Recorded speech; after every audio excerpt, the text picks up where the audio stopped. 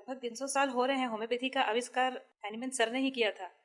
और Hahnemann sir जो हैं बहुत ज्ञानी डॉक्टर थे, बहुत विद्वान डॉक्टर थे। उनको सिर्फ अपने जो बोलते हैं भौतिक जगत का ही ज्ञान नहीं था, उनको आध्यात्मिक जगत का भी बहुत ज्ञान था। तो उन्होंने अपने टाइम की MBBS MD पढ़ाई की हुई थी, और उन्होंने MD एक नहीं 5-6 सब्जेक्ट से ज़्यादा सब्जेक्ट में उन्होंने MD की हुई थी। उन्होंने MS भी किया हुआ था। उन्होंने, मैं आपको बताते हुए मुझे बहुत खुशी हो रही है कि होम्योपैथी का आविष्कार उन्होंने आयुर्वेद से किया। तो आयुर्वेद जो हाँ, है 300 साल पहले तो आयुर्वेद ही होगा। आयुर्वेद ही सारी पैथियों की जननी है।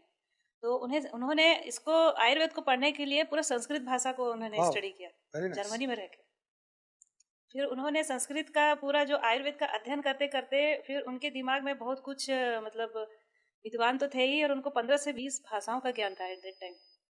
तो जब आयुर्वेद का अध्ययन किया तो होम्योपैथी का आविष्कार किया, तो ये हमारे लिए पूरे पृथ्वीवासियों के लिए एक वरदान है कि जो होम्योपैथिक चिकित्सा पद्धति है, it is not only physical medical treatment, ये आध्यात्मिक चिकित्सा पद्धति भी है जिसमें आत्मा, मन और बुद्धि का भी इलाज किया जाता है।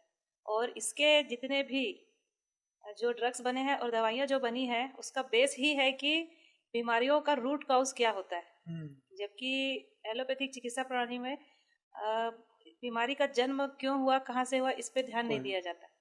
और होम्योपैथिक में एक एक बीमारी के लिए कम से कम 200 से 800, कई बीमारियों के लिए तो 1000 उससे भी ज़्यादा दवाइयाँ हैं।